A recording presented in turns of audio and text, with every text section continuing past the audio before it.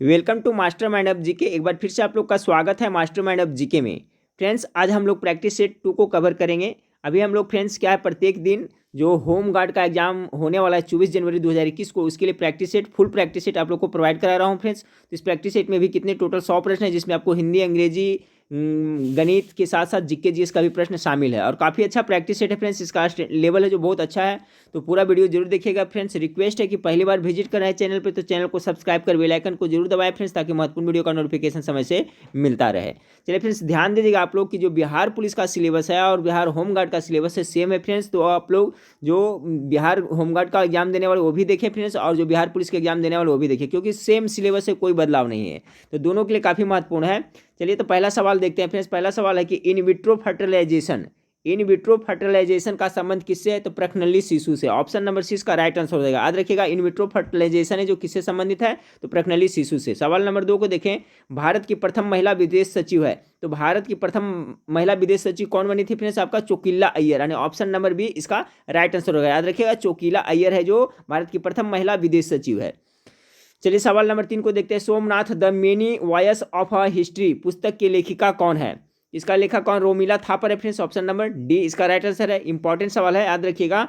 Book का नाम क्या है? Somnath the many voice of a history पुस्तक की लेखिका कौन है? तो रोमिला थापर के द्वारा लिखा गया है। अगला सवाल आपका है फ्रेंड्स कि विश्व व्यापार संगठन WTO का वित्तीय सेवाओं संबंधी बहुदेशीय करार लागू हुआ। वित्तीय क्या कर रहा है फ्रेंड्स? जो विश्व व्यापार संगठन है उसका वित्तीय सेवाओं संबंधी बहुदेशीय करार, ठीक है, कौन सा बहुदेशीय करार लागू हुआ था? कब हुआ था फ्रेंड्स? तो अप्रैल 1999 में था। ऑप्शन नंबर सी इसका बिल्कुल राइट आंसर होगा। चलिए सवाल नंबर 5 को देखते हैं कि सूखा, ठीक है, से किसी वृक्ष को बचाव कैसे किया जा सकता है? पत्तियों को ढककर? नहीं, गलत है फ्रेंड्स। वृक्षों को काटने से? नहीं, ये भी नहीं होगा। वृक्ष को काले कपड़े से ढककर? नहीं, ये नहीं होगा। इसका right answer option number D हो जाएगा, ठीक फ्रेंड्स। यानी कि उपयुक्त में से कोई नहीं। यानी सूखा से किसी वृक्ष को कैसे बचाया जा सकता है फ्रेंड्स? तो देखिए, एक तरीका कर सकते हैं फ्रेंड्स, जैसे इसका जो वाष्पोत्सर्जन होता है उसका दर को कम किया जा सकता है, तो क्या है, उससे पानी का उसका कम ह्रास होगा फ्रेंड्स, तो सूखा से बचाया जा सकता है। लेकिन जो जितना भी ऑप्शन में दिया हुआ है उसके हिसाब से फ्रेंड्स इसका राइट आंसर क्या हो जाएगा? ऑप्शन नंबर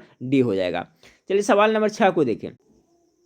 हाँ फ्रेंड्स, तो सवाल नंबर 6 को देखिए। सवाल नंबर 6 का ही डील्स राइस, तो डील्स मतलब बेचने का, डील करना होता है फिर, तो ही डील्स इन राइस हो जाएगा। ऑप्शन नंबर सी यहाँ पर बिल्कुल राइट आंसर होगा 6 का। सवाल नंबर 7 को देखिए। सवाल नंबर 7 आपका है कि आई शैल कह रहा है choose the most suitable Hindi translation. I shall have come before the sunset, यानी सूरज डूबने से पहले मैं आ जाऊंगा, इस तरह से कुछ बनेगा फ्रेंड्स इसका। तो 7 का देखिए राइट आंसर क्या हो जाएगा? ऑप्शन नंबर ए हो जाएगा, सूरज के डूबने के पहले मैं घर आ जाऊंगा। इसका सही ट्रांसलेशन यही है, I shall have come before the sunset, यानी सूरज के डूबने के पहले मैं घर आ जाऊंगा, ठीक है। आपसे इसका हो गया। 8 नंबर सवाल को देखें कि choose the main clause in the following sentence. He likes banana because of its taste. इसका जो मेन क्लाउज क्या हो जाएगा फ्रेंड्स? तो सवाल नंबर 8 का राइट आंसर ऑप्शन में से ही लाइक्स बनाना है, आपका इसमें मेन क्लाउज हो जाएगा। He likes banana main clause हो जाएगा इसमें। अगला सवाल है फ्रेंड्स कि choose the best prefix to complete the word in the आपका सेंटेंस। तो कल भाई ने बताया था फ्रेंड्स एक प्रश्न प्रीफिक्स और सफिक्स के बारे में। तो प्रीफिक्स मतलब उपसर्ग होता है, कोई शब्द के पहले भी लगेगा। तो यहाँ पर क्या भराएगा? द लिंक इज क्या हो जाएगा? द लिंक इज इनडिलिएबल, यानी कि ऑप्शन नंबर 20 का राइट आंसर हो जाएगा। इनडिलिएबल मतलब क्या होता है फ्रेंड्स? समझ, अमीट होता है, ठीक है। अमीट मतलब कि जो मीटने वाला नहीं है। तो यहाँ पर इन लगेगा, ठीक, सॉरी, इन यहाँ पर प्रीफिक्स लगेगा। इन से क्या बन जाएगा? सब इन लगाने से इनडिलिएबल हो जाएगा। तो इनडिलिएबल मतलब क्या होता है? अमीट होता है, जो नहीं मिटता है। तो ऑप्शन नंबर 20 का हो जाएगा। चलिए फ्रेंड्स अगला सवाल को देखते हैं। अगला सवाल है choose the suitable from of भर। यहाँ पर क्या भरा जाएगा? तो देखिए बी है खाली स्थान रीड सिंस 2 o'clock। तो देखिए प्रेजेंट परफेक्ट कॉन्टिन्यूअस सेंटेंस का वाक्य है, तो यहाँ पर क्या हो जाएगा? We have been reading since 2 o'clock, यानी कि मैं पढ़ता रहा हूँ कब से? तो 2 बजे से मैं लगातार पढ़ता आ रहा हूँ, यानी ऑप्शन नंबर सी इसका राइट आंसर हो जाएगा 10 का। चलिए सवाल नंबर 11 को देखते हैं। सवाल नंबर 11 है कि डॉक्टर B.R. अम्बेडकर ने निम्नलिखित में से किसे heart and soul of the constitution कहा? कल मैंने बताया था फ्रेंड्स कि डॉक्टर भीमराव अम्बेडकर के द्वारा ही कहा गया है क्या चीज? संविधान के आत्मा और हृदय किसे कहा गया? जो संवैधानिक उपचार का अधिकार है। ऑप्शन नंबर डी इसका राइट आंसर हो जाएगा। ये प्रावधान किसमें फ्रेंड्स? तो अनुच्छेद 32, ये भी याद रखिएगा, अनुच्छेद 32 से संबंधित है संवैधानिक उपचारों का अधिकार। तो अनुच्छेद 32 को या तो संवैधानिक उपचार का अधिकार को आपका डॉक्टर भीमराव अम्बेडकर ने क्या कहा था? संविधान का आत्मा और हृदय कहा था। चलिए सवाल नंबर आपको 12 को देखें। भारतीय संविधान के अनुच्छेद 20 के 2 में दोहरे जोखिम का अर्थ है कि कोई व्यक्ति, तो क्या हो जाएगा ऐसा फ्रेंड्स सवाल नंबर 12 का? सवाल नंबर का right answer option number B हो जाएगा कि एक ही अपराध के लिए एक बार से अधिक न्यायिक कार्यवाही और दंड की भागी नहीं बनाया जा सकता। जी हाँ फ्रेंड्स, यानी एक अपराध किया है तो इसको एक ही बार सजा मिल सकती है, नहीं कि इसको बार बार सजा दिया जाए। तो वही कह रहा है भारतीय संविधान के अनुच्छेद 20 के 2 में दोहरे जोखिम का अर्थ है, क्या अर्थ है दोहरे जोखिम का? कि एक अपराधी के लिए एक बार से अधिक न्यायिक कार्यवाही और दंड की भागी नहीं बनाया जा सकता है। 12 का राइट आंसर हो जाएगा फ्रेंड्स आपका ऑप्शन नंबर बी हो जाएगा। चलिए सवाल नंबर 13 को देखते हैं। सवाल नंबर 13 को देखते हैं फ्रेंड्स। सवाल नंबर 13 आपका है कि कोई व्यक्ति राष्ट्रपति के रूप में निर्वाचित होने का पात्र तभी होगा जब, ठीक है, तो क्या होगा जब? सवाल नंबर 13 का तो देख लेते हैं। भारत का नागरिक हो एवं 35 वर्ष की आयु पूरी कर चुकी हो, बिल्कुल राइट आंसर है फ्रेंड्स। राष्ट्रपति बनने के लिए मिनिमम आयु कितना होता है? 35 वर्ष होना चाहिए और भारत के नागरिक भी होना चाहिए। दूसरा, लोकसभा का सदस्य निर्वाचित होने की योग्यता रखता है, ये भी है, सही है। कम से कम उनका उसका योग्यता कितना होना चाहिए ताकि लोकसभा का सदस्य बनने लायक योग्यता होना चाहिए। तीसरा, भारत सरकार या राज्य सरकार या किसी अन्य लाभ के पद पर आसीन हो, ये भी सही है, यानी डी इसका राइट आंसर हो जाएगा फ्रेंड्स, ठीक है। सवाल नंबर 14 को देखें। ये राज्य के कार्यपालिका शक्ति का प्रधान कौन होता है? बहुत अच्छा इंपॉर्टेंट सवाल है। आज मैंने इसके बारे में बताया था फ्रेंड्स, जो आरआरबी एनटीपीसी का जो एग्जाम हुआ था उसमें राज्य के कार्यपालिका शक्ति का प्रधान कौन होता है? तो 14 का क्या हो जाएगा? गेस करें राइट आंसर, तो राज्यपाल हो जाएगा। देखिए कोई भी राज्य है फ्रेंड्स, वहाँ तो कार्यपालिका शक्ति का प्रधान होता है जो राज्यपाल होता है, जो राज्य के वास्तविक, ठीक है फ्रेंड्स, जो राज्य के वास्तविक प्रधान होता है वो होता है मुख्यमंत्री होता है। यहाँ कार्यपालिका शक्ति का प्रधान आपका राज्यपाल हो जाएगा। चलिए अगला सवाल को देखते हैं कि जिला परिषद का सचिव होता है, जिला परिषद का सचिव कौन होता है? तो जिला विकास पदाधिकारी है जो उसका होता है, जिला परिषद का सचिव होता है फ्रेंड्स जिला विकास पदाधिकारी, यानी ऑप्शन नंबर ए इसका बिल्कुल राइट आंसर होगा 15 का। अब चलिए सवाल नंबर 16 को, हाँ फ्रेंड्स तो सवाल नंबर 16 को देखिए। सवाल नंबर 16, चौखट में नहीं अटता किनकी कविता से उद्धत है? तो अनामिका की कविता से उद्धत है, ठीक है फ्रेंड्स। चौखट में नहीं अटता किसकी कविता से उद्धत है? तो अनामिका की कविता से। अगला है तिमिर शब्द का अर्थ होता है, तिमिर मतलब अंधेरा होता है फ्रेंड्स, यानी ऑप्शन नंबर ए इसका राइट आंसर होगा। इसका अर्थ होता है अंधकार होता है, तिमिर मीन्स। लो झील भी पार हो गई, इस प्रश्न में किस प्रकार की अशुद्धियां हैं? इसमें जो आपका देखिए लो झील संज्ञा से संबंधित है फ्रेंड्स, ठीक है। जो लो झील, इसमें देखिए कुछ स्पष्ट पता नहीं चल रहा है, अजीब सा लग रहा है। लो झील भी पार हो गई, कौन पार हो गई? ठीक है, इसमें देखिए संज्ञा से संबंधित आपका अशुद्धियां हैं। अगला सवाल है फ्रेंड्स, देखिए उसके चक्षुओं में दर्द है, इस प्रश्न में किससे संबंधित गलतियां हैं? तो इसमें देखिए संज्ञा संबंधित गलतियां हैं, चक्षुओं नहीं होगा फ्रेंड्स, इसका शुद्ध वाक्य हो जाएगा आपका इस तरह से कह सकते हैं कि उसकी आंखों में दर्द है, ना कि चक्षुओं में, यानी संज्ञा से संबंधित इसमें भी है जो आपको समस्या है। अगला है घर शब्द का पर्यायवाची शब्द नहीं है, तो नीले मतलब घर होता है, भुवन नहीं होगा, ठीक है फ्रेंड्स। भुवन मतलब क्या होता है? संसार होता है, याद रखिएगा। भुवन मतलब क्या होता है? संसार होता है। बाकी आपका सदन माने घर होता है, निकेतन मतलब भी घर होता है, तो याद रखिएगा, सबका मीनिंग याद करते चले फ्रेंड्स। तो आपका नीले मतलब भी घर होता है, सदन मतलब भी घर होता है, निकेतन मतलब, भुवन मतलब क्या होता है? फिर सभी बताया संसार होता है, तो यही हो जाएगा आपका पर्यायवाची शब्द नहीं है घर का, ऑप्शन नंबर बी।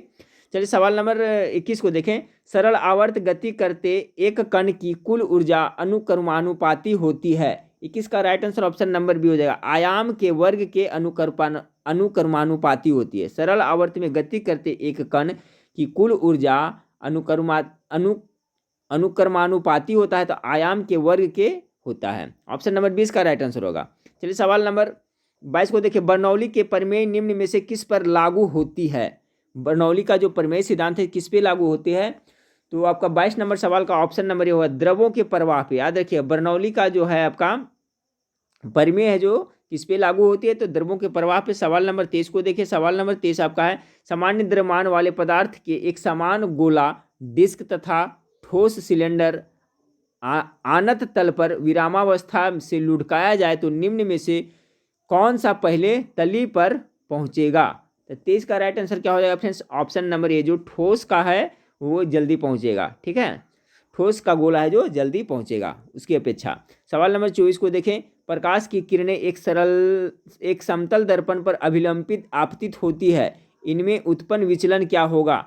सवाल नंबर जो आपका 24 है इसका राइट आंसर हो जाएगा फिर 0 हो जाएगा। याद रखिएगा कि प्रकाश की किरण एक समतल दर्पण पर जब अभिलंबित होता है तो आपतित होती है, इनमें जो उत्पन्न विचलन होता है जो कितना होता है फ्रेंड्स? इसमें उत्पन्न विचलन 0 हो जाता है। 24 का ए राइट आंसर हो जाएगा।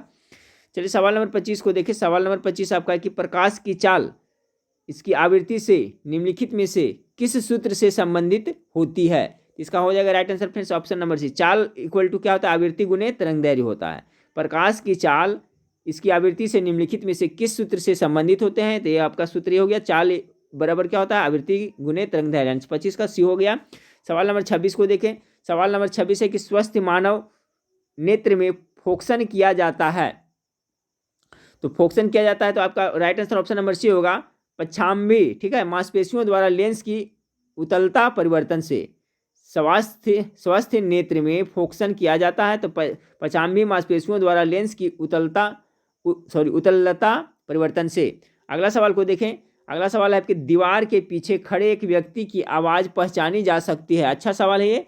तो पहचानी जा सकती है तो किससे पहचानी जा सकती है? विवर्तन तथा गुणता द्वारा, ठीक है, विवर्तन तथा गुणता द्वारा पहचानी जा सकती है। बहुत अच्छा सवाल है फ्रेंड्स, एक बार फिर से सुन लें कि मान लें कि दीवार के पीछे कोई व्यक्ति खड़ा है, वहाँ पे बातचीत कर रहा है, तो उसकी आवाज़ को पहचानी जा सकती है तो किससे? तो विवर्तन तथा गुणता के द्वारा पहचानी जा सकती है। अगला सवाल 28 नंबर है फ्रेंड्स की गैल्वेनोमीटर को आमीटर में बदलने के लिए इसमें क्या लगाया जाता है? 28 का जो आपका राइट आंसर होगा फ्रेंड्स ऑप्शन नंबर सी हो जाएगा। निम्न प्रतिरोध समानांतर क्रम में जो गैल्वेनोमीटर को आमीटर में बदलने के लिए इनमें से क्या लगाया जाता है? तो निम्न प्रतिरोध समानांतर क्रम में। अगला सवाल को देखिए फ्रेंड्स।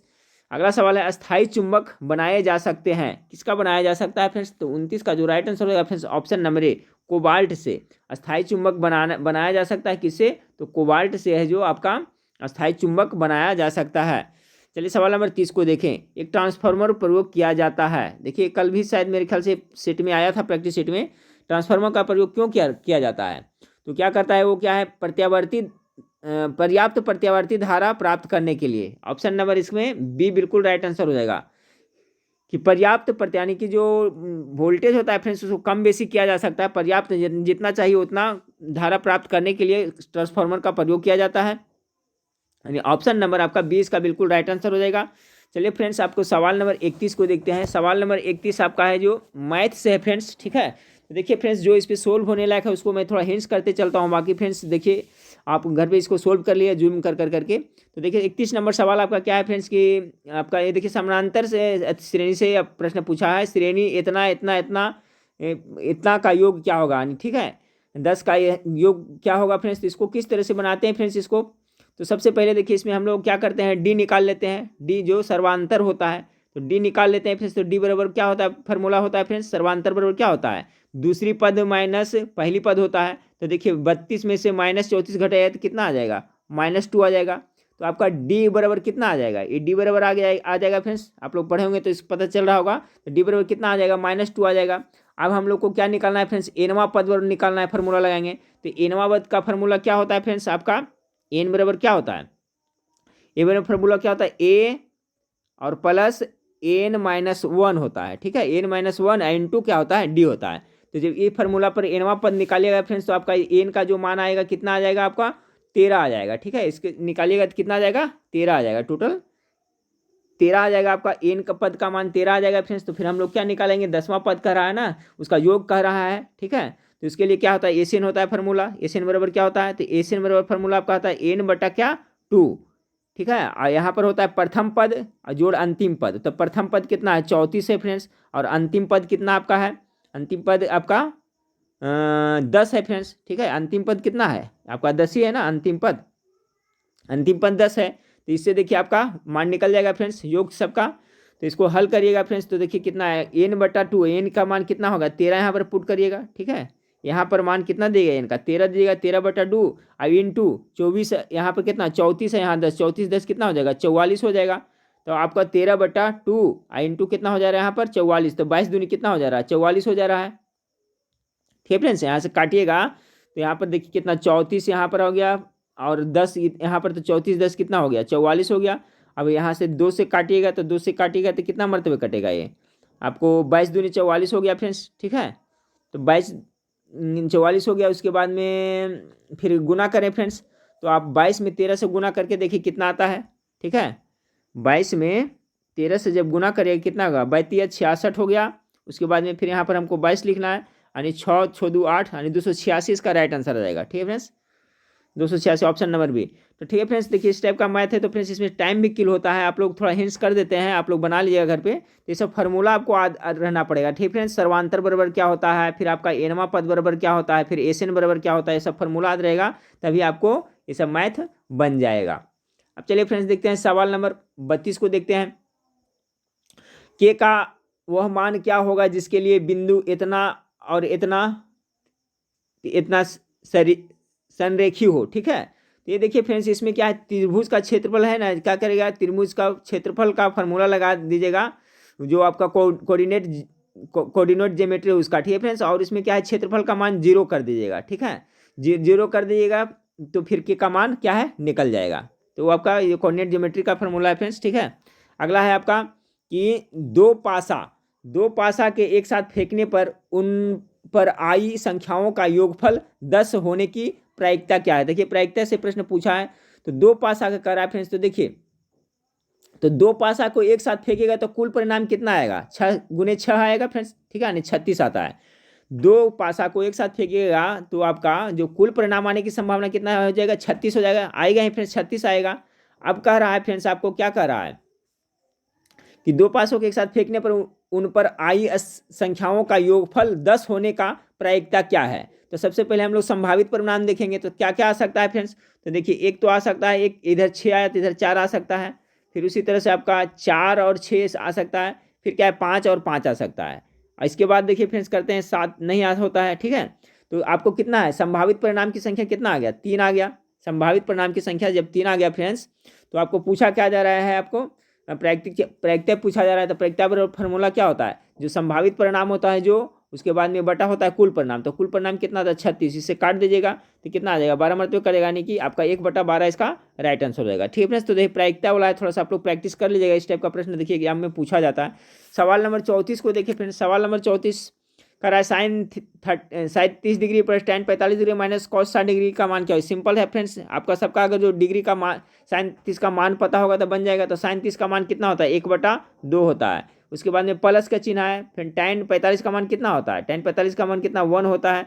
उसके बाद में माइनस है कॉस 60, तो कॉस 60 का मान कितना होता है, 1/2 होता है। अब देखिए बन गया फ्रेंड्स, इसको सोल्व करिएगा तो कितना आ जाएगा, ये माइनस 1/2 है, माइनस 1 प्लस में, ये दोनों तो ऐसे ही कट गया था, नहीं 1 हो जाएगा। इसका राइट आंसर क्या हो जाएगा, ऑप्शन नंबर सी। तो देखिए ये सब मैथ है फ्रेंड्स, इसी टाइप का ज़्यादा आप लोग को मैथ बन जाएगा फ्रेंड्स, थोड़ा सा बहुत भी ध्यान दीजिएगा, लेकिन आपको विशेष फोकस करना है किस चीज़ पर फ्रेंड्स, तो आपको जीके जीएस पे फोकस करना है। अब देखिए सवाल नंबर 35 है, कह रहा है कि x+2/x = 3 है, तो x का मान कर रहा है। तो सबसे पहले हम लोग क्या करेंगे, x का मान निकालेंगे फ्रेंड्स। ठीक है, इसको किस तरह से बना सकते हैं, तो देखिए इसको किस तरह से हम बना सकते हैं, थोड़ा हिंट्स करता हूँ, आप लोग समझिएगा फ्रेंड्स। तो देखिए इसका यहाँ पर है फ्रेंड्स, इसका एलसीएम लीजिएगा, कितना हो जाएगा, ये जब एलसीएम लीजिएगा इसको तो क्या हो जाएगा आपका यहाँ पर x², इसको हल करकेगा तो x² हो जाएगा फ्रेंड्स यहाँ। ठीक है, x², उसके बाद में हो जाएगा यहाँ पर प्लस कितना आ जाएगा, x² + 2 अब बटा कितना हो जाएगा, x हो जाएगा, = कितना होगा, 3 हो जाएगा। अब इसको करिएगा फ्रेंड्स, तो x² + 2 बराबर कितना हो जाएगा, 3x हो जाएगा। ठीक है, क्या हो जाएगा, x², उसके बाद में +2 बराबर कितना होता है, 3x हो जाएगा। अब इसको ही पट्टी लाइएगा फ्रेंड्स, इसको ये साइड लाइएगा तो किसी तरह से इसको हम लिख सकते हैं। तो देखिए इसको हम इस तरह से फिर लिख सकते हैं, आपका x², ठीक है, माइनस कितना 3x और +2 लिख सकते हैं, इतना बराबर 0। अब इसको देखिए तोड़ दीजिएगा फ्रेंड्स, किस तरह से तोड़ेगा, तो x² माइनस हम इसको लिख सकते हैं 2x, उसके बाद में क्या लिख सकते हैं, -x। देखिए दोनों हो जा रहा है इतना, प्लस में कितना 2 लिख सकेंगे, बराबर 0 हो जाएगा। फिर क्या है फ्रेंड्स, इसमें कॉमन ले लीजिएगा, तो जो कॉमन ले लीजिएगा फ्रेंड्स, तो इसका मान इस तरह से आएगा, आपका एक आएगा x-1 आएगा फ्रेंड बराबर 0, और एक आएगा फ्रेंड्स x-2 बराबर 0 आता है, आएगा। ठीक है, यानी x का मान 1 भी आएगा, एक आएगा, x का मान 2 आएगा। ठीक है फ्रेंड्स, तो जब x का मान निकल जाएगा फ्रेंड्स, तो आप इसमें दीजिएगा, पुट करिएगा 35 का। ठीक है, जब इसमें आप पुट करिएगा, इसमें जब x का मान 1 भी दीजिएगा तो फ्रेंड्स आपका 0 आएगा, हल करके देख लीजिए, और 2 भी दीजिएगा तो आपका इसका मान कितना आएगा, 0 आएगा। तो इस तरह से बन जाएगा फ्रेंड्स। चलिए सवाल नंबर 36 को देखते हैं। सवाल नंबर 36 आपका क्या है,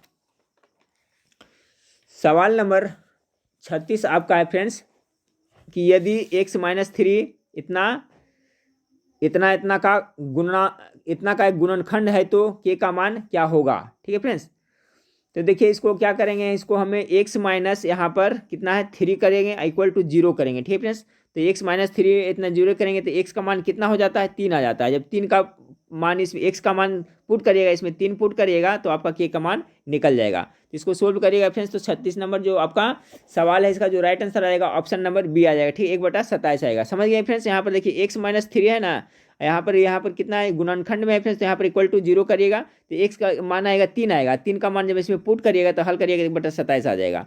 फिर अगला 37 नंबर सवाल को देखिए फ्रेंड्स।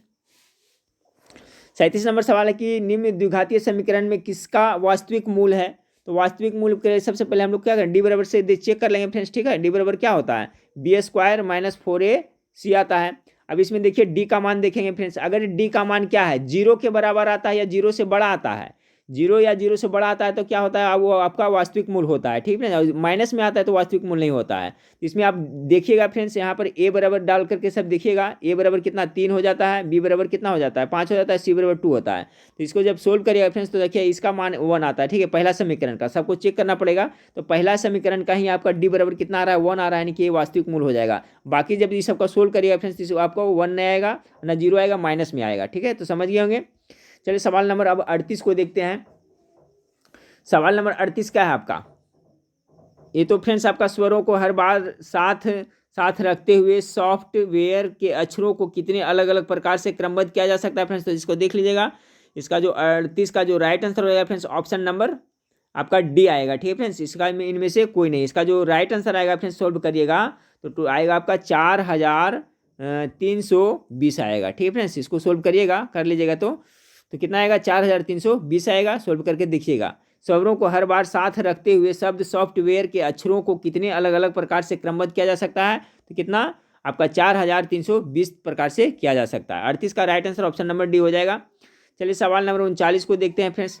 सवाल नंबर 39 है कि 5 लड़के और 4 लड़कियां एक ही पंक्ति में बैठे हैं, इसकी कितनी संभावना है कि सभी 4 लड़कियों साथ साथ बैठी है। ठीक है फ्रेंड्स, तो इसको देख लीजिएगा, इसका आंसर मैं बता देता हूँ, प्रत्यक्ष से भी है। 39 का जो राइट आंसर हो जाएगा ऑप्शन नंबर सी हो जाएगा, 1/21 आएगा इसका। चलिए फ्रेंड्स सवाल नंबर 40 को देखिए। सवाल नंबर 40 है, देखिए ये x प्लस वाई का whole square plus x² minus Y का गुणनखंड है, तो इसको आप 2-3 तरह से बना सकते हैं फ्रेंड्स। आपको इसको a प्लस बी के फॉर्मूला में तोड़ कर भी बना सकते हैं। तो चलिए a प्लस बी के फॉर्मूला में अगर हम तोड़ते हैं फ्रेंड्स तो देखिए a प्लस बी है तो इसको हम तोड़ेंगे तो क्या होगा a² होगा, यानी x² हो जाएगा, यहाँ पर a² प्लस b² y² हो जाएगा। उसके बाद प्लस में क्या होता है 2ab होता है तो 2xy हो जाएगा। और फिर उसके बाद में क्या होता है, ये होता है friends a² plus b² plus क्या होता है 2ab होता है। और फिर यहाँ प्लस में आपको कितना दिया हुआ है, प्लस में आपका x² माइनस y² दिया हुआ है, इतना में x² माइनस y² दिया हुआ है। अब देखिए y² यहाँ y² x² माइनस y² दिया तो ये माइनस में है फ्रेंड्स, y² यहाँ प्लस में तो ये कट जाएगा। जब कट जाएगा तो कितना बच जाएगा आपको फ्रेंड्स, यहाँ पर देखिएगा तो x² ये बच गया, एक ठो x² 2x² हो जाएगा, यानी 2x² प्लस कितना 2xy बच जाएगा। ठीक है, कितना बच जाएगा आपका 2x² प्लस कितना 2xy हो जाएगा। अब इसमें आप देखिए क्या कर सकते हैं, 2x कॉमन ले लीजिए, 2x जब कॉमन ले जाएगा फ्रेंड्स तो यहाँ पर कितना बचेगा x प्लस आपका y बचेगा। ठीक है, तो ये आपका राइट आंसर क्या हो जाएगा, ऑप्शन नंबर ए हो जाएगा। देखिए 2 आपका 2x into X plus Y, option number A हो जाएगा। तो आप इसको सोल्व कर सकते हैं फ्रेंड्स, वीडियो पॉज करके अपने तरीका से भी सोल्व कर सकते हैं। आप क्या करिएगा, इसको खाली तोड़ देगा फ्रेंड्स a प्लस बी के होल स्क्वायर पर। ठीक है, यहाँ प्लस सोल्व करिए आ जाएगा। चलिए अगला सवाल को देखते हैं फ्रेंड्स, 41 नंबर सवाल को देखते हैं कि हड़प्पा सभ्यता समृद्ध था। अब देखिए जीके जी से फ्रेंड्स आराम से देखते चलिएगा, ये सब बहुत ही इंपॉर्टेंट है, ज़्यादा जीके जी से ही प्रश्न पूछा जाएगा। तो कह रहा है फ्रेंड्स कि हड़प्पा सभ्यता संबंधित है, किससे संबंधित है, सवाल इसका कांस्य युगीन सभ्यता थी, ऑप्शन नंबर ए इसका बिल्कुल राइट आंसर होगा। चलिए सवाल नंबर 42 को देखते हैं कि जैन परंपरा के अनुसार पहले तीर्थंकर कौन थे। तो जैन परंपरा के अनुसार आपका ऑप्शन नंबर सी ऋषभ देव थे, जो आपका प्रथम तीर्थंकर थे। याद रखिए फ्रेंड्स, जैन धर्म के संस्थापक अगर जो पूछा जाए संस्थापक कौन थे तो ऋषभ देव थे, लेकिन जैन धर्म का अगर वास्तविक संस्थापक पूछा जाए तो आपका जैन धर्म के 24वें तीर्थंकर महावीर भगवान हो जाएंगे। महावीर भगवान अंतिम तीर्थंकर थे और एक ये थे 24वें तीर्थंकर थे फ्रेंड्स। जबकि अगर पूछा जाता है कि 23वें तीर्थंकर कौन थे तो पार्श्वनाथ थे। तो याद रखिएगा जैन परंपरा के अनुसार पहले तीर्थंकर कौन थे तो ऋषभ देव थे। अगला सवाल को देखते हैं फ्रेंड्स कि महाबोधि मंदिर, ठीक है, महाबोधि मंदिर या महान जागृति मंदिर एक बौद्ध मंदिर है जो खाली स्थान स्थित है? तो सभी को पता है फ्रेंड्स 43 का राइट आंसर क्या होगा, कहाँ स्थित है? बिहार में है फ्रेंड्स, आपका गया डिस्ट्रिक्ट में। चलिए सवाल नंबर 43 हो गया फ्रेंड्स। अब सवाल नंबर 44 को देखते हैं। 44 नंबर है आपका कि हर्षवर्धन की मृत्यु हुई थी, कब हुई थी फ्रेंड्स? गेस करिए फटाफट क्या होगा। तो हर्षवर्धन की मृत्यु आपको 647 ईस्वी में हो गई थी, हर्षवर्धन की मृत्यु। अगला सवाल को देखते हैं फ्रेंड्स। अगला है कि मोहम्मद गजनवी के साथ भारत आने वाला प्रसिद्ध इतिहासकार कौन था? बहुत ज़्यादा इंपॉर्टेंट सवाल है फ्रेंड्स। कौन आया था मोहम्मद गजनवी के साथ में? 45 का मेरे ख्याल से आप लोग को पता होना चाहिए। कौन आया था? अलब्रूनी आया था ना। ऑप्शन नंबर 20 का बिल्कुल राइट आंसर हो जाएगा। अगला देते हैं फ्रेंड्स। अगला प्रश्न है आपका गुलाम वंश का, ठीक है। अगला प्रश्न आपका है, सॉरी थोड़ा जूम कर देते हैं फ्रेंड्स। अगला प्रश्न है कि गुलाम वंश का संस्थापक कौन था? 46 नंबर सवाल को देखें। तो गुलाम वंश का संस्थापक कौन था फ्रेंड्स? कुतुबुद्दीन ऐबक था। जो कौन था? तो मोहम्मद गौरी का दामाद एवं गुलाम दोनों था। यही जो गुलाम वंश का संस्थापक था, कुतुबुद्दीन ऐबक। 2.5 दिन का झोपड़ा का निर्माण किसने करवाया था फ्रेंड्स? तो कुतुबुद्दीन ऐबक ही 2.5 दिन का झोपड़ा का निर्माण कराया था। ये भी आप लोग जरूर रखिएगा। रजिया सुल्तान दिल्ली का पहला महिला सुल्तान बनी थी फ्रेंड्स, कौन? रजिया सुल्तान, याद रखिए, महिला शासिका। ये पूछा जाता है। अगला सवाल आपका कि बाबर ने तुझे के बाबरी किस भाषा में लिखी थी? ये भी सवाल बहुत बार रिपीट हुआ है। बाबर ने तुझे के बाबरी किस भाषा में लिखी थी? 47 का जो राइट आंसर होगा फ्रेंड्स तुर्की भाषा में लिखा था, बी हो जाएगा। चलिए सवाल नंबर 48 को देखते हैं। सवाल नंबर 48 आपका है कि पलासी का युद्ध मैदान कहाँ स्थित है? तो पलासी का युद्ध का मैदान कहाँ है फ्रेंड्स? गेस करिए राइट आंसर क्या होगा 48 का। तो आपका पश्चिम बंगाल में पड़ता है पलासी। क्यों? पलासी की लड़ाई भी हुई थी वहाँ फ्रेंड्स। तो कब हुई थी पलासी की लड़ाई, उसके बारे में डिस्कस कर लें। तो वो हुआ था आपका फ्रेंड्स 23 जून। कब? 23 जून 1757 ईस्वी में पलासी की लड़ाई हुआ था, ठीक है, जिसमें आपको अंग्रेज सेना रॉबर्ट क्लाइव नेतृत्व किया था फ्रेंड्स, और सिराजुद्दौला के बीच में हुआ था, जिसमें सिराजुद्दौला का हार हुआ था। तो ये युद्ध के बारे में हमेशा याद रखिए फ्रेंड्स, इस प्रश्न घुमा फिरा के पूछा जाता है। एक बार फिर से रिवीजन कर लें कि पलासी की लड़ाई कब हुई थी? तो 23 जून 1757 ईस्वी में रॉबर्ट क्लाइव और सिराजुद्दौला के बीच में हुआ था, जिसमें आपको सिराजुद्दौला की हार हुई थी। अगला सवाल को देखते हैं फ्रेंड्स। अगला सवाल आपका है कि भारतीय राष्ट्रीय कांग्रेस का अध्यक्ष निर्वाचित होने वाला प्रथम यूरोपीय था, कौन था? 49 नंबर सवाल का राइट आंसर क्या हो जाएगा? यूरोपीय पूछ रहा है, भारतीय राष्ट्रीय कांग्रेस का अध्यक्ष निर्वाचित होने वाला प्रथम यूरोपीय पूछ रहा है, तो आपका हो जाएगा जॉर्ज जूले हो जाएगा। ऐसे पूछा जाए फ्रेंड्स कि भारतीय राष्ट्रीय कांग्रेस की स्थापना किसने किया था? तो ए.ओ. ह्यूम किया था। इसके प्रथम अध्यक्ष किसे चुना गया था फ्रेंड्स? तो डब्ल्यू.सी. बनर्जी को चुना गया था। लेकिन पूछा जा रहा है कि प्रथम आपका यूरोपीय, ठीक है, यूरोपीय देश, तो जॉर्ज यूले हो जाएगा। तो ये आपका इसका कॉन्सेप्ट क्लियर रखिएगा फ्रेंड्स। आपका भारतीय राष्ट्रीय कांग्रेस से हमेशा कोई भी एग्जाम हो पूछा जाता है। जैसे पूछ दिया जा सकता है फ्रेंड्स कि भारतीय राष्ट्रीय कांग्रेस के प्रथम मुस्लिम अध्यक्ष कौन थे? तो बदरुद्दीन तैयब भी थे। भारतीय राष्ट्रीय कांग्रेस का प्रथम महिला अध्यक्ष कौन थे? तो एनी बेसेंट थे, ठीक है। इस तरह से याद रखिएगा। एक बात और याद रखिएगा फ्रेंड्स, ए.ओ. ह्यूम को हर्मिट ऑफ शिमला भी कहा जाता है, ठीक है, शिमला का साधु। ए.ओ. ह्यूम को हर्मिट ऑफ शिमला भी कहा जाता है, ये भी याद रखिएगा। चलिए सवाल नंबर 50 को देखते हैं। सवाल नंबर 50 है उष्णकटिबंधीय खाद्य फसल के लिए 27 डिग्री सेल्सियस का तापक्रम एवं 100 सेंटीमीटर से अधिक वर्षा की आवश्यकता पड़ती है। तो किस फसल के लिए पूछा जा रहा है फ्रेंड्स? तो कौन सा फसल होगा आपका? चावल का हो जाएगा, ठीक है। इसमें क्या होता है कि टेम्परेचर 27 डिग्री सेल्सियस होना चाहिए तापक्रम, और वर्षा कितना 100 सेंटीमीटर से अधिक होगा, तभी आपका चावल की खेती की जा सकती है। अगला सवाल है फ्रेंड्स, केंद्रीय चावल अनुसंधान संस्थान कहाँ स्थित है? कल ही बताया था फ्रेंड्स, कटक में स्थित है। 51 नंबर सवाल का right answer option number D हो जाएगा, कटक में है जो स्थित है। अगला सवाल आपका है कि भारत का वह सबसे बड़ा बंदरगाह कौन सा है जो कुल यातायात के 5वें भाग को संभालता है? सबसे बड़ा बंदरगाह के बारे में पूछा जा रहा है, तो कौन सा? मुंबई हो जाएगा, ठीक है, जो आपका कुल यातायात का कितना 5वां भाग को संभालता है। सवाल नंबर 53 को देखिए फ्रेंड्स कि वायुमंडलीय ओजोन की ऊपरी परत निम्नलिखित में से किससे बनी होती है? तो किससे बनी होती है? 53 का हो जाएगा ऑप्शन के बी हो जाएगा फ्रेंड्स, ऑक्सीजन के अणुओं का संयोजन से बना होता है, ठीक है। ऐसे फ्रेंड्स आपका जो ओजोन गैस का सूत्र क्या होता है? वो 3 होता है। तो याद रखिएगा, आपका कह रहा है कि वायुमंडल ओजोन की ऊपरी परत निम्नलिखित किससे बनी होती है? तो आपको ऑक्सीजन के अणुओं के संयोजन से बने होते हैं। चलिए सवाल नंबर 54 को देखें। सवाल नंबर 54, भूचाल का अपकेंद्र क्या होता है? भूचाल का अपकेंद्र क्या होता है? गेस करिए क्या होगा इसका राइट आंसर? इसका राइट आंसर होगा ऑप्शन नंबर डी, पृथ्वी की सतह पर वह बिंदु जो भूकंप उद्गम के केंद्र पर ऊर्ध्वाधर होता है। देखिए मान लिया कि ये पृथ्वी है, ठीक है फ्रेंड्स, यहाँ से भूकंप हुआ, तो जो ये होता है इसको अभिकेंद्र कहते हैं, ठीक है फ्रेंड्स। इसको क्या कहते हैं? अभिकेंद्र। जो यहाँ से भूकंप उत्पन्न होता है जिस केंद्र से, उसको क्या कहते हैं? अभिकेंद्र कहते हैं। याद रखिएगा, इसे क्या कहते हैं? अभिकेंद्र। और इसके ऊर्ध्वाधर जहाँ पे पहली बार टकराता है फ्रेंड्स, ठीक है, जहाँ पर इसका अनुभव होता है तो ऊपर की जोर होता है उसको क्या कहते हैं, अप केंद्र कहते हैं, इसे अप केंद्र कहते हैं। तो याद रखिएगा जहाँ पर होता है अभी, यहाँ पर उत्पन्न होता है अभी केंद्र हो जाएगा, जहाँ पर ऊर्ध्वाधर जहाँ पर टकराता है वहाँ पर अप केंद्र हो जाएगा। तो सवाल आपसे यही पूछा गया ना, भूचाल यानी भूकंप का अपकेंद्र क्या होता है, तो पृथ्वी की सतह पर वह बिंदु, ठीक है, जो भूकंप उद्गम केंद्र के, जिसे भूकंप उद्गम केंद्र पर ऊर्ध्वाधर होता है यानी ऊपर की ओर होता है, ठीक है।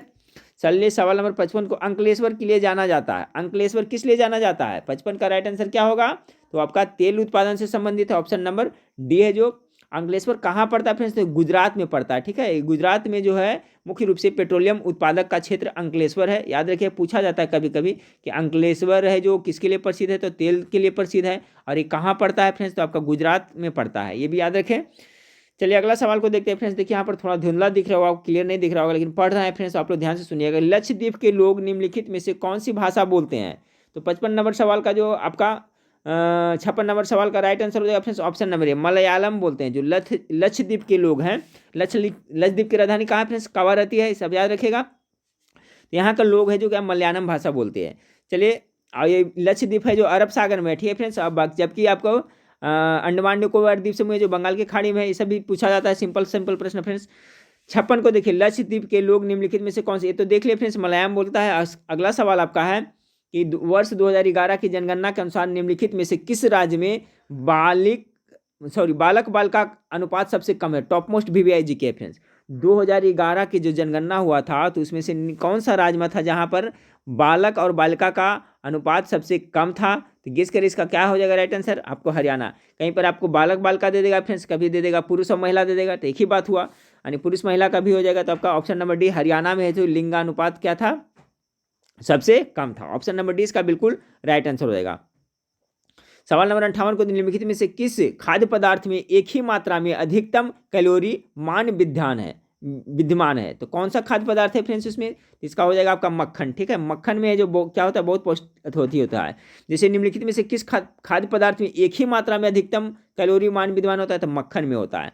चलिए अगला प्रश्न फ्रेंड्स, सिंपल सा प्रश्न है, लाफिंग गैस का रासायनिक नाम क्या है, तो गेस करिए फ्रेंड्स क्या होगा। देखिए इसमें कंफ्यूजन कहाँ होता है फ्रेंड्स, आपको एक जगह नाइट्रिक ऑक्साइड दे देगा फ्रेंड्स, एक नाइट्रस ऑक्साइड देगा, ठीक है। तो जिसमें स लगा होगा ध्यान रखिएगा फ्रेंड्स, इसका right answer option number D हो जाएगा 59 का। यहाँ पर देखिए नाइट्रिक ऑक्साइड दे दिया है नाइट्रस, तो नाइट्रस ऑक्साइड होता है जो लाफिंग गैस का सूत्र होता है फ्रेंड्स। इसका फॉर्मूला याद रखिए N2O, N2O यानी नाइट्रस ऑक्साइड को ही लाफिंग गैस कहा जाता है, N2 याद रखिएगा, N2O। सवाल नंबर है पीतल किसकी मिश्र धातु होती है, ठीक है फ्रेंड्स। तो इसका ट्रिक मुझे याद आ गया, तो पीतल किसका होता है फ्रेंड्स, तो मैं बहुत बार बता चुका हूँ, पिताजी, ठीक है, पिताजी हो गया फ्रेंड्स। अब देखिए पिता हो गया तो पी से हो गया पीतल, तो ऐसे क्या किसका मिश्रण है, तांबा और जस्ता से मिश्रण है, तो इसका राइट आंसर क्या होगा, ऑप्शन नंबर बी। देखिए कंफ्यूजन कभी नहीं होगा फ्रेंड्स, आप याद रखिएगा पिताजी, ठीक है। पिताजी में हो गया पी हो गया फ्रेंड्स, तो पी हो गया जैसे पीतल हो गया, मिक्स किससे बना है ये पीतल, तो तांबा, तो से तांबा और जैसे जस्ता से, ठीक है। तो इस तरह से आप जरूर याद रखिएगा, ऑप्शन नंबर 20 का राइट आंसर हो जाएगा। अगला सवाल को देखते हैं फ्रेंड्स कि प्राकृतिक गैस का मुख्य घटक कौन है। 61 नंबर सवाल का राइट आंसर हो जाएगा ऑप्शन नंबर ए हो जाएगा, मीथेन है जो प्राकृतिक गैस का मुख्य फसल। धान के खेतों में भी आपका मीथेन गैस निकलता है, ठीक है फ्रेंड्स। ये प्रश्न पूछा जाता है कि धान को खेतों से कौन सा गैस मिलता है या उत्सर्जन होता है फ्रेंड्स, तो मीथेन गैस होता है। अब प्राकृतिक गैस हो गया आपका मीथेन। अगला सवाल है फ्रेंड्स, दिया सलाई में प्रयोग किया गया फास्फोरस का अपरूप होता है, ये भी देखिए पूछा जाता है, कौन सा अपरूप होता है, तो इसका राइट आंसर लाल फास्फोरस का होता है, ठीक है। दिया सलाई में प्रयोग किया गया फास्फोरस का अपरूप होता है, तो लाल फास्फोरस होता है। अगला सवाल को देखिए फ्रेंड्स, अगला सवाल है कि परमाणु क्रमांक 20 वाला परमाणु का इलेक्ट्रॉनिक विन्यास क्या होगा, 63 का, तो 63 का क्या हो जाएगा फ्रेंड्स, देखिए तो कैसा ऐसा होता है, 2 होता है, 22वीं कक्षा में 2 रह सकता है भैया, तो 8 रख सकता है, तो 2 हो गया, तो 8 2 10 हो गया, तो फिर कितना हो सकता है 8 होगा, 18 हो गया, और फिर कितना लास्ट हो सकता है, तो 2 हो सकता है, यानी ये इसका राइट आंसर ये हो जाएगा, ठीक है फ्रेंड्स। याद रखिएगा कि कोई भी जो परमाणु है फ्रेंड्स उसके 22वीं कक्षा में 2 अधिक से अधिक, या तो अधिक से अधिक कम से कम 2 फ्रेंड्स, या तो अधिक से अधिक कितना 8 रह सकता है, इससे ज़्यादा नहीं रह सकता है। तो देखिए आप आपको 20 का परमाणु इलेक्ट्रॉनिक विन्यास निकालिएगा तो आपका ऑप्शन नंबर सी इसका आ जाएगा। चलिए सवाल नंबर 64 को देखते हैं कि ज्वर नियंत्रण में सहायक औषधि का नाम क्या है। सभी जानते हैं फ्रेंड्स ज्वर मतलब क्या होता है, फीवर होता है, बुखार होता है, ठीक है। तो बुखार में सब चाहते हैं पैरासीटामोल खाया जाता है, ठीक है। तो ये अच्छा सवाल है। 64 नंबर का क्या राइट आंसर रहेगा? ऑप्शन नंबर सी पैरासीटामोल खाया जाता है। ज्वर यानी कि बुखार नियंत्रण में सहायक औषधि क्या है? तो पैरासीटामोल है। चलिए अगला सवाल है फ्रेंड्स कि वनस्पति तेल को घी में परिवर्तित कैसे होता है? किस तरह से होता है? कौन सा विधि से होता है? इस पूछा जा रहा है। तो डी इसका हो जाएगा फ्रेंड्स हाइड्रोजीकरण द्वारा होता है। देखिए अच्छा सवाल है। वनस्पति तेलों का घी में परिवर्तन हाइड्रोजनीकरण के द्वारा किया जाता है। अगला फ्रेंड्स समुद्री शैवाल में क्या होता है? क्या होता है? तो गेस करें फ्रेंड्स 66 का राइट आंसर क्या होगा? इसमें आयोडाइड होता है। ठीक है, ऑप्शन नंबर 20 बिल्कुल राइट आंसर होगा। समुद्री शैवाल में क्या होता है? तो आयोडाइड होता है। चलिए सवाल नंबर आप 67 को देख लेते हैं फ्रेंड्स। सवाल नंबर 67 आपका है कि सेलुलोज निम्नलिखित में से किसका मुख्य घटक है? बहुत अच्छा सवाल है। तो 67 का जो राइट आंसर होगा फ्रेंड्स सेलुलोज किसका मुख्य रूप से? तो कोशिका भित्ति का आपका घटक है। ऑप्शन नंबर ए इसका बिल्कुल राइट आंसर हो जाएगा। ये बहुत बार ये प्रश्न रिपीट हुआ है एग्जाम में। सेलुलोज है जो निम्नलिखित में से किसका मुख्य घटक है? तो कोशिका भित्ति का है। अच्छा फ्रेंड्स इसमें और देखिए कोशिका भित्ति है जो किस में पाया जाता है? जंतु कोशिका में पाया जाता है या पादप कोशिका में? तो ये देखिए कोशिका भित्ति होता है जो फ्रेंड्स आपका पादप कोशिका में पाया जाता है। ठीक है, किसमें? पादप कोशिका में। ये पूछा जाता है कि जंतु आपका कोशिका भित्ति किस में पाया जाता है? तो पादप कोशिका में पाया जाता है, ना कि जंतु कोशिका में। तो याद रखिएगा कोशिका भित्ति के चलते इसमें दोनों में अंतर होता है फ्रेंड्स, डिफरेंस है। ठीक है, क्योंकि पादप में आपका कोशिका भित्ति पाया जाता है, जंतु में ये नहीं पाया जाता है। अगला सवाल आपका फ्रेंड्स कि भ्रूण विकास के लिए निम्नलिखित में से किस अंग के द्वारा खाद्य की पूर्ति की जाती है? ठीक है, तो 68 नंबर सवाल का राइट आंसर ऑप्शन होगा आपका गर्भाशय के द्वारा। ठीक है, अगला है फ्रेंड्स आपका कि पीनियल ग्रंथि कहाँ होती है? पीनियल ग्रंथि कहाँ होती है? गेस करें 69 का। तो पीनियल ग्रंथि आपका होता है यकृत में होता है। ठीक है, ऑप्शन नंबर ए इसका बिल्कुल राइट आंसर हो जाएगा। यकृत में पाया जाता है। और फ्रेंड्स यकृत से ही आपका पित्त का स्राव होता है। पित्त का स्राव यकृत से होता है। जमा कहाँ होता है? पित्ताशय में होता है। चलिए तो सवाल नंबर 70 को देखें कि निम्नलिखित में से कौन सा विटामिन पानी में घुलनशील है? सभी जानते हैं मेरे ख्याल से फ्रेंड्स क्या हो जाएगा? BC है जो पानी में घुलनशील है। तो ऑप्शन नंबर बी राइट हो जाएगा। तो याद रखिएगा फ्रेंड्स, देखिए इसका बता देता हूँ मैं, ट्रिक भी है इसका। BC है जो क्या है? पानी में घुलनशील है। ठीक है, BC है जो क्या है? BC लोग, BC मतलब समझ रहे हैं फ्रेंड्स, कहते हैं 400 BC। तो BC लोग है उसका क्या होता है? पानी में मिल जाता है। इस तरह से याद रखें। तो BC लोग है जो हमेशा जो धोखाधड़ी करने वाले लोग हैं वो क्या होता है? पानी में उसका मिल जाता है, या तो उसका पैसा कमाता है वो पानी में मिल जाता है। तो BC विटामिन है जो किस में घुलनशील है? पानी में। तो बच गया वसाम कौन कौन? तो एडेक याद रखिएगा, ADEK। ठीक है, यानी ADEK विटामिन जो वसा में घुलनशील है। चलिए अगला सवाल को देखते हैं फ्रेंड्स कि निम्नलिखित में से कौन सा क्षेत्र भारत के सकल घरेलू उत्पाद में सर्वाधिक योगदान देता है? बहुत अच्छा इकोनॉमिक्स का प्रश्न है ये। 71 का राइट आंसर हो जाएगा फ्रेंड्स ऑप्शन नंबर सी तृतीयक क्षेत्र। तृतीयक क्षेत्र है जो निम्नलिखित में से कौन सा क्षेत्र भारत के सकल घरेलू उत्पाद में सर्वाधिक योगदान देता है? तो तृतीयक क्षेत्र आपका उत्पाद देता है सकल क्या फ्रेंड्स? सकल घरेलू उत्पाद में। चलिए फ्रेंड्स अब सवाल नंबर आपका देख लेते हैं फ्रेंड्स। ये हो गया। 72 नंबर सवाल को देखें कि सूक्ष्म अर्थशास्त्र का संबंध होता है। ये भी अच्छा सवाल, देखिए धुंधला दिख रहा है फ्रेंड्स, आप लोग गौर से सुन लीजिएगा। सूक्ष्म अर्थशास्त्र का संबंध होता है तो किससे होता है? तो 72 नंबर सवाल का राइट आंसर हो जाएगा फ्रेंड्स आपका ऑप्शन नंबर ये है, व्यक्तिगत इकाई से होता है। सूक्ष्म अर्थशास्त्र का संबंध व्यक्तिगत इकाई से होता है।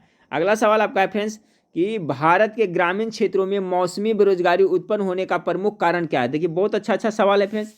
63 का राइट आंसर हो जाएगा ऑप्शन नंबर सी हो जाएगा, कृषि की समसामयिक प्रकृति। ठीक है, सामयिक प्रकृति कर रहा है फ्रेंड्स कि भारत के ग्रामीण क्षेत्रों में मौसमी बेरोजगारी उत्पन्न होने का प्रमुख क्या है? तो कृषि की सामयिक प्रकृति की हो जाएगा इसका right answer, option number C हो जाएगा। ठीक है, चलिए सवाल नंबर 74 को देखिए, भारत में बेरोजगारी का प्रमुख कारण क्या है? प्रमुख कारण मुख्य रूप से क्या कारण? तो सभी को जानते हैं कि जनसंख्या वृद्धि हो जाएगा फ्रेंड्स। ज़्यादा जनसंख्या बढ़ा है, जॉब कम आता है, जनसंख्या ज़्यादा बढ़ता जा रहा है, यही है बेरोजगारी का कारण। 75 को देखें, मुस्लिम लीग के संविधान सभा का बहिष्कार किया क्योंकि 75 का right answer option number C हो जाएगा, क्योंकि वह मुसलमानों के लिए एक अलग संविधान सभा चाहते थे, इसीलिए मुस्लिम लीग है जो संविधान सभा का बहिष्कार किया था, वो अलग संविधान चाहते थे। 75 का right answer option number C हो जाएगा। चलिए सवाल नंबर 76 को देखें। अब यहाँ पर रेफरेंस आपका हिंदी से है कि अनुनय शब्द का सही संधि विच्छेद क्या होगा? तो 76 का जो राइट आंसर होगा फ्रेंड्स अनु जोड़ यह होगा। ठीक है, याद रखिए ये सब, देखिए याद कर ले डायरेक्ट फ्रेंड्स, नोटबुक रखें उसमें नोट कर ले, उसको 2-4 बार देखिएगा तो याद हो जाएगा। अनुनय का हो जाएगा अनु जोड़ नय, यानी ऑप्शन नंबर इसका राइट आंसर हो जाएगा। अगला सवाल आपका है कि स्मित शब्द का सही अर्थ क्या है।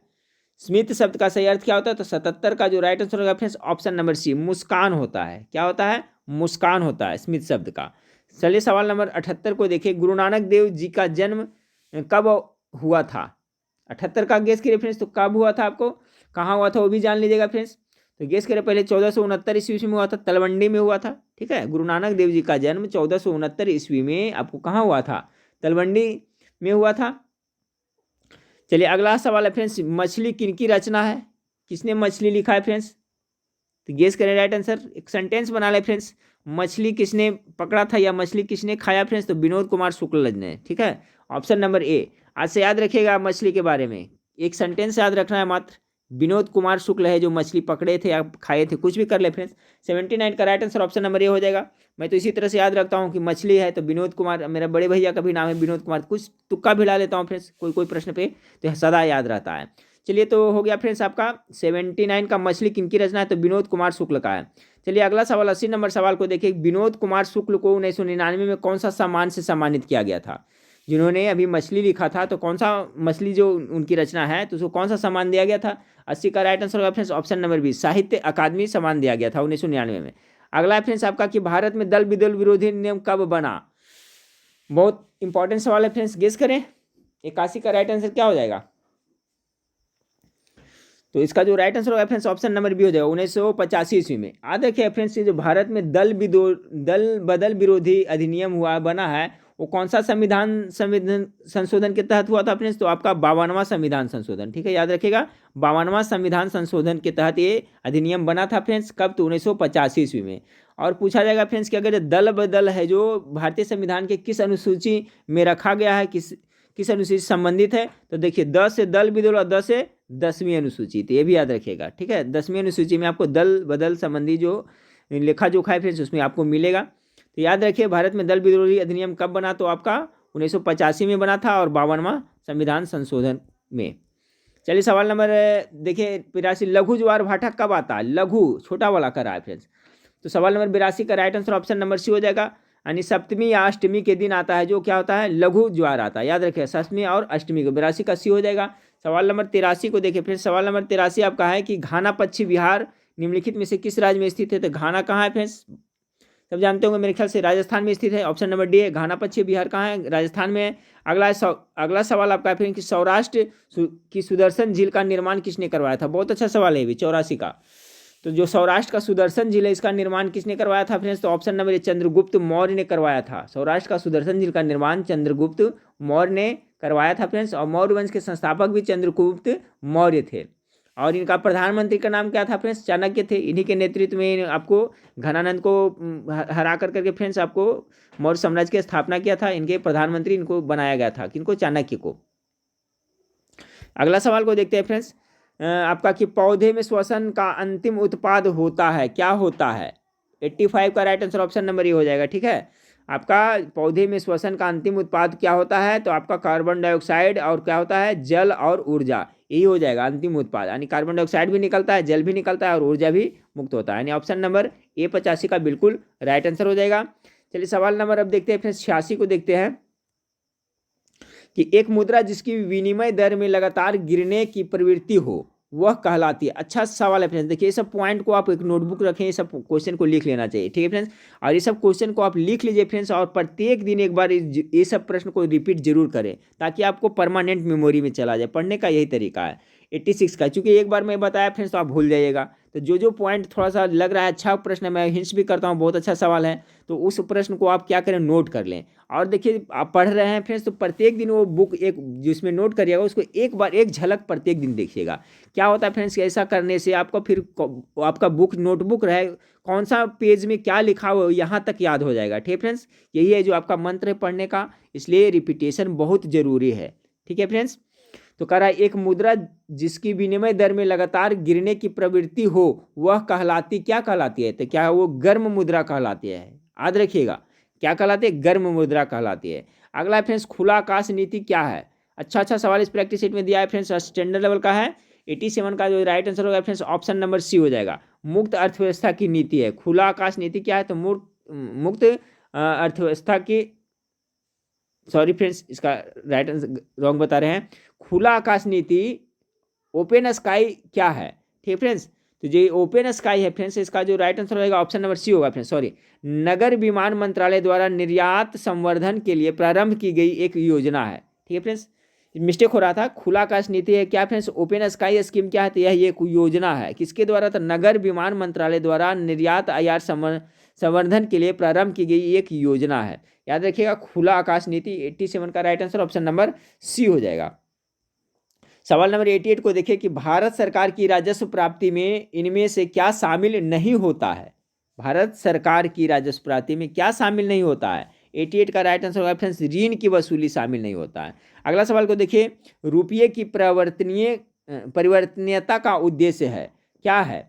89 का राइट आंसर हो जाएगा फ्रेंड्स ऑप्शन नंबर डी, उपयुक्त सभी। जो रुपये की परिवर्तनीयता का उद्देश्य है निर्यात में वृद्धि, नौकरशाही के नियंत्रण में कमी, हवाला बाजार के लिए प्रोत्साहन को कम करना, सभी हो जाएगा।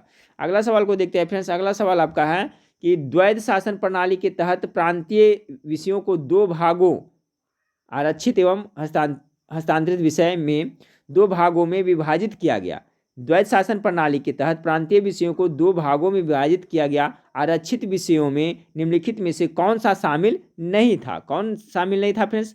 तो 90 का था जो आपको कानून एवं व्यवस्था शामिल था, वित्त एवं भू राजस्व ये भी शामिल था, खनिज संसाधन, स्थानीय प्रशासन नहीं शामिल था। ठीक है फ्रेंड्स, 90 का जो right answer option number B हो जाएगा। चलिए सवाल नंबर 91 को देखते हैं। सवाल नंबर 91, कांग्रेस की ओर से क्रिप्स मिशन के बारे में परीक्षण एवं विचार विमर्श हेतु किसे अधिकृत किया गया था? अच्छा सवाल है। कांग्रेस की ओर से जो क्रिप्स मिशन के बारे में परिरक्षण एवं विचार विमर्श हेतु किसे अधिकृत किया गया था? 91 का जो आपका राइट आंसर होगा फ्रेंड्स ऑप्शन नंबर बी हो जाएगा, मौलाना आज़ाद तथा जवाहरलाल नेहरू को। चलिए फ्रेंड्स 92 को देखते हैं कि टोडरमल की भूमि व्यवस्था को आईने दहसाला कहा जाता है क्योंकि, अब देखिए इसमें दो सवाल बनता है। टोडरमल की जो भूमि व्यवस्था उसको क्या कहा जाता था? तो आइन ए दहसाला कहा जाता है। तो क्यों कहा जाता था? तो एक आपका सवाल नंबर 92, इसका right answer option number A हो जाएगा। यह व्यवस्था पिछले 10 वर्ष के आंकड़ों पर आधारित थी, इसीलिए आईने 10 साला कहा जाता था। ठीक है, 10 साल पे आधारित थी, आंकड़ों पर आधारित थी, इसलिए आईने 10 साला कहा जाता था। चलिए सवाल नंबर 93 को देखें कि पूर्व का मैनचेस्टर किसे कहा जाता है? सब जानते होंगे फ्रेंड्स, किसे कहा जाता है? ओसाका का। 93 का राइट आंसर क्या हो जाएगा? ऑप्शन नंबर डी हो जाएगा। ओसाका को पूर्व का मैनचेस्टर कहा जाता है। अब देखिए फ्रेंड्स, इससे संबंधित को मैं 2-3 बताता हूँ, इसको याद रखिएगा। ठीक है, इससे पूछा जाता है। तो देखिए, अगर पूर्व का मैनचेस्टर बोलेगा तो क्या हो जाएगा? ओसाका हो जाएगा। अगर चीन का मैनचेस्टर बोलेगा तो क्या हो जाएगा फ्रेंड्स? इसका संघाई हो जाएगा। याद रखिएगा, चीन का अगर जो मैनचेस्टर बोले तो क्या हो जाएगा? संघाई हो जाएगा। और आपका पूर्व का मैनचेस्टर ओसाका हो गया। अब बच गया फ्रेंड्स आपका भारत का मैनचेस्टर। अगर पूछा जाए तो फ्रेंड्स, तो भारत का अगर ऑल ओवर इंडिया का मैनचेस्टर पूछा जाए भारत का, तो अहमदाबाद हो जाएगा। भारत का मैनचेस्टर आपका अहमदाबाद हो जाएगा। लेकिन अगर पूछा जाए कि उत्तर भारत का मैनचेस्टर किसे कहा जाता है, तो किसको कहा जाता है? कानपुर के कहा जाता है। उत्तर भारत के मैनचेस्टर किसे कहा जाता है? कानपुर के कहा जाता है। और दक्षिण भारत का मैनचेस्टर किसे कहा जाता है? तो कोयम्बटूर का कहा जाता है। तो इसका कॉन्सेप्ट आप जरूर क्लियर रखें फ्रेंड्स। ठीक है, ये बहुत इंपॉर्टेंट है, पूछा जाता है। सवाल नंबर 94 को देखें कि 1991 की नई आर्थिक नीति की प्रमुख विशेषता है। बहुत अच्छा सवाल है। 94 का राइट आंसर ऑप्शन नंबर आपका डी हो जाएगा। सभी जो 1991 की नई आर्थिक नीति आई थी, इसमें उदारीकरण, अधिक ब्याज, अभिमुखीकरण एवं निजी क्षेत्र का विस्तार सभी शामिल था। अगला सवाल को देखते हैं फ्रेंड्स, पवनार आश्रम का संबंध किससे है? विनोबा भावे से होगा फ्रेंड्स, मेरे ख्याल से, क्योंकि प्रश्न आते ही अब इस आ जाता है जुआ पे आंसर। तो 94 का राइट आंसर क्या हो जाएगा? ऑप्शन नंबर डी, पवनार आश्रम क्या हो जाएगा? विनोबा भावे। अब देखिए फ्रेंड्स, आपको यहाँ से अंग्रेजी से है। ठीक है, 96 से 4 प्रश्न आपको अंग्रेजी से दिया हुआ है। देख लेते हैं क्या दिया है अंग्रेजी में। Choose the correct spelling. ठीक है, spelling for each of the given words. तो आपका कर ऑलरेडी क्या कैसे लिखाएगा? डबल एल नहीं होता है। ठीक है फ्रेंड्स, कहाँ किस में डबल एल नहीं है आपका? देखिए option number B right answer होगा। ऑलरेडी में देखिएगा तो आपको ALREADY होता है, डबल एल नहीं होता है। ऑप्शन नंबर 20 का राइट आंसर होगा। जेन्युइन किस तरह से लिखा था? तो GENUINE होना चाहिए, यानी ऑप्शन नंबर ए इसका राइट आंसर हो जाएगा। अगला सवाल को देखते हैं फ्रेंड्स कि choose the most suitable English translation. मैं नाश्ता कर चुका हूँ, तो क्या होगा friends? I have taken my breakfast हो जाएगा। सिंपल है, I have taken my breakfast, यानी ऑप्शन नंबर ए इसका बिल्कुल राइट आंसर हो जाएगा। 99 को देखिए फ्रेंड्स, कह रहा है कि choose the correct passive voice the sentence, ठीक है। तो do not insult the poor, तो इसका क्या होगा 99 का, इसका हो जाएगा आपका let the poor be not insulted, यानी ऑप्शन नंबर सी इसका राइट आंसर रहेगा, इसका जब पैसिव वॉइस बनाइएगा तब। चलिए फ्रेंड्स, इस वीडियो का लास्ट सवाल को देखते हैं, जो अंग्रेजी का है कि ही गोट हिज सैलरी, खाली स्थान क्या होगा, of cheque, with cheque, in cheque, by cheque. देखिए बाई चेक सब बहुत बार नाम सुनेंगे friends, he got salary by cheque, तो इस यहाँ पर क्या भरा जाएगा, बाई प्रिपोजिशन भरा जाएगा ना, ऑप्शन नंबर डी है, ठीक है फ्रेंड्स। तो देखिए 100 प्रश्न का पूरा प्रैक्टिस सेट था फ्रेंड्स, इसी तरह से मैं आपको प्रत्येक दिन होमगार्ड के लिए 24 तारीख तक प्रोवाइड कराता जाऊँगा फ्रेंड्स। इसके बाद में मैं आपको हिंदी का कुछ एक्स्ट्रा क्लास लूँगा फ्रेंड्स, एक्स्ट्रा वीडियो अपलोड करूँगा जो आप, जिससे आपका हिंदी अच्छी तरह से कंप्लीट हो जाए। तो कल से मैं हिंदी का भी बीच बीच में आपको हिंदी का प्रैक्टिस सेट भी आप लोग को मैं प्रोवाइड कराऊंगा फ्रेंड्स। उसके बाद में मास्टर वीडियो फ्रेंड्स, जब 3-4 दिन एग्जाम रहेगा बचा रहेगा फ्रेंड्स, यानी 20 तारीख से लेकर 20 तारीख को मैं 20 तारीख से 2-3 दिन तक मैं मास्टर वीडियो प्रोवाइड कराऊंगा, जिससे आपकी तैयारी अच्छी हो जाए फ्रेंड्स। पुनः रिक्वेस्ट करूंगा फ्रेंड्स कि चैनल पर पहली बार विजिट किए हैं तो चैनल को सब्सक्राइब कर बेल आइकन को जरूर दबाइएगा। तो नेक्स्ट वीडियो में फिर मिलते हैं, देखने के लिए थैंक यू, धन्यवाद।